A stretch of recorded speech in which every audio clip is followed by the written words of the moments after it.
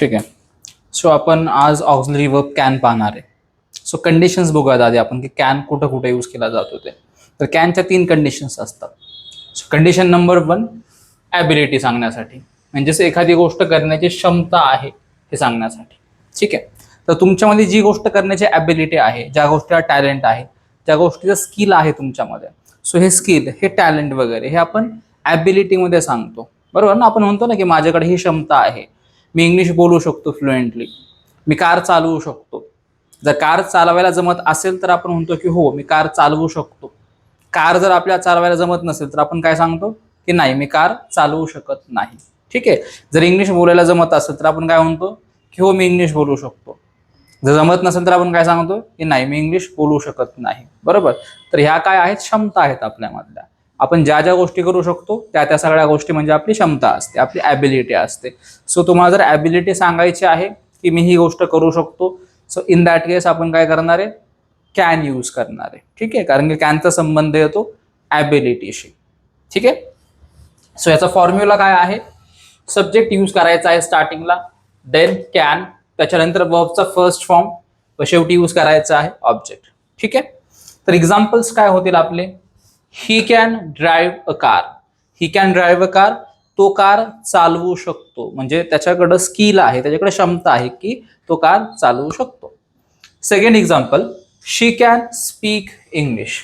ती इंग्लिश बोलू शकते. ठीक आहे. तर तिच्याकडे क्षमता आहे त्या गोष्टीची की ती इंग्लिश बोलू शकते.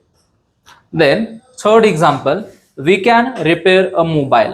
आम्ही मोबाईल रिपेअर करू शकतो. अगेन आम्हा सर्वांकडे काय आहे तर क्षमता आहे, आमच्याकडे काय आहे, स्किल आहे, ॲबिलिटी आहे. काय ॲबिलिटी आहे की आम्ही सर्व लोक मोबाईल जे ते रिपेअर करू शकतो.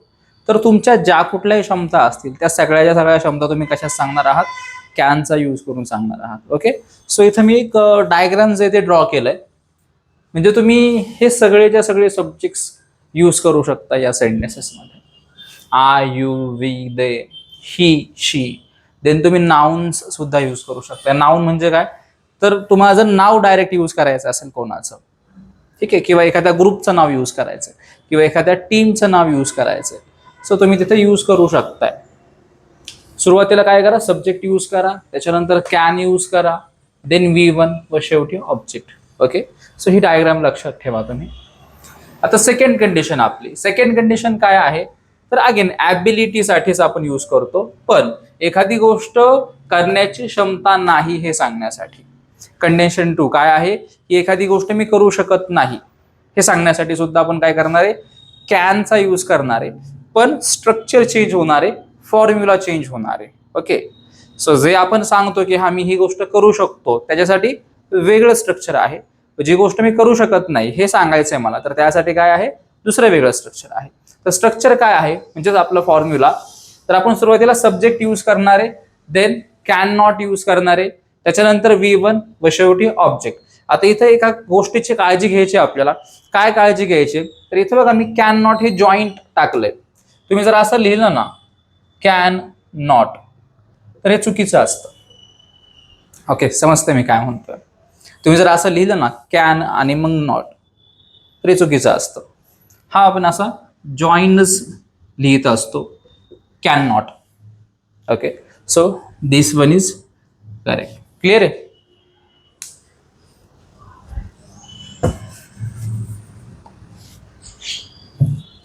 ओके. सो वळूयात आपण आपल्या एक्झाम्पल्सकडे. तर एक्झाम्पल नंबर 1 काय आहे, I cannot help him. I cannot help हिम. मी त्याची मदत करू शकत नाही. म्हणजे ती जी कुठली मदत आहे किंवा ती जी सिच्युएशन आहे ती सिच्युएशन माझ्या ॲबिलिटीच्या पलीकडची आहे, माझ्या क्षमतेच्या पलीकडची ती गोष्ट आहे. सो त्या सिच्युएशनमध्ये मी त्याची मदत करू शकत नाही. ठीक आहे.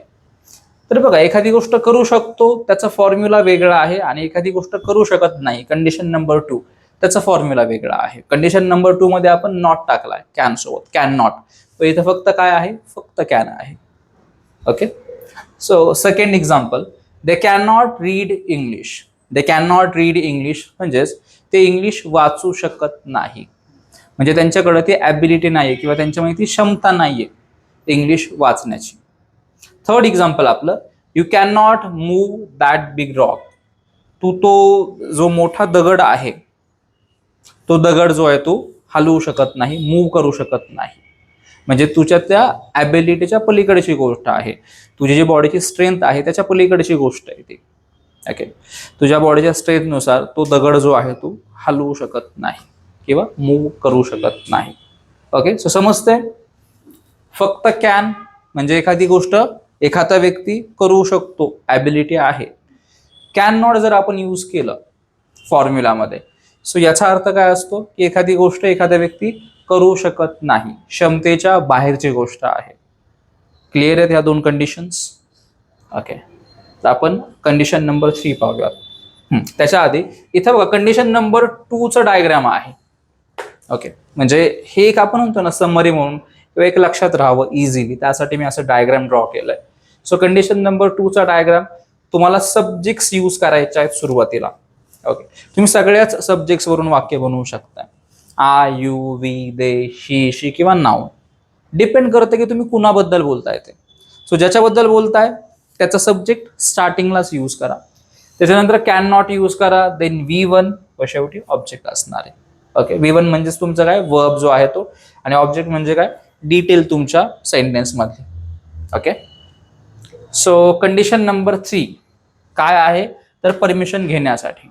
सो एखाद्या गोष्टीसाठी ज्यावेळेस तुम्हाला परमिशन घ्यायची असते त्यावेळेस तुम्ही काय करणार आहात तर अगेन कॅनचा यूज करणार आहात. पण इथं फॉर्म्युला काय असणार आहे, चेंज होणार आहे फॉर्म्युला. ओके, सो जे वरचे दोन फॉर्म्युलाज होते त्याच्यापेक्षा वेगळा फॉर्म्युला आपण यूज करणार आहे, त्याच्यापेक्षा वेगळं सेंटेन्स स्ट्रक्चर आपण यूज करणार आहोत इथे. तर काय सेंटेन्स स्ट्रक्चर यूज करायचे तर कॅन सुरुवातीला यूज करणार आपण, त्याच्यानंतर सब्जेक्ट यूज करायचं आहे, देन V1 यूज करणार आहे आपण, व ऍट दी एंड आपण यूज करणार आहोत ऑब्जेक्ट. ओके, सो वाक्य काय होतील आपली तर examples. First example, can we say something. इथं आपण काय करतोय तर इथं आपण परमिशन घेतोय एखाद्या व्यक्तीकडून. कॅन वी से समथिंग, आम्ही काही बोलू शकतो का, आम्ही थोडं काही बोलू शकतो का, काय करतोय आपण परमिशन घेतोय इथे. दुसरं example, can he take leave today. तो आज लिव्ह घेऊ शकतो का. ओके, आपण काय करतोय तर थर्ड पर्सन साठी इथे काय करतोय तर परमिशन घेतोय. असं असू शकतं की तुमचा भाऊ वगैरे आहे, तो आजारी आहे आणि तुम्ही त्याच्यासाठी लिव्हची परमिशन घेताय की तो आज सुट्टी घेऊ शकतो का, तो आज लिव्ह घेऊ शकतो का. नेक्स्ट एक्झाम्पल, कॅन आय गो नाव. मी आता जाऊ शकतो का, मी आता निघू शकतो का. ओके, काय करताय तुम्ही परमिशन घेत आहात. समजतंय. सो याचा पण डायग्राम आपण इथे ड्रॉ केलंय कंडिशन नंबर 3चं. कंडिशन नंबर 3 मध्ये तुम्ही नेहमीच कॅन सुरुवातीला यूज करणार आहे म्हणजेच परमिशन घेण्यासाठी. त्याच्यानंतर सब्जेक्ट यूज करा ज्याच्याबद्दल बोलताय तुम्ही किंवा ज्याच्यासाठी परमिशन घेताय तो सब्जेक्ट असणार आहे सेकंड नंबरला. देन आपण वर्बचा फर्स्ट फॉर्म यूज करणार आहे व ऍट दी एंडला तुम्ही काय यूज करणार आहे तर ऑब्जेक्ट यूज करणार आहात. समजतं मी काय म्हणतोय ते. तर बघा परत एकदा रिकॅप.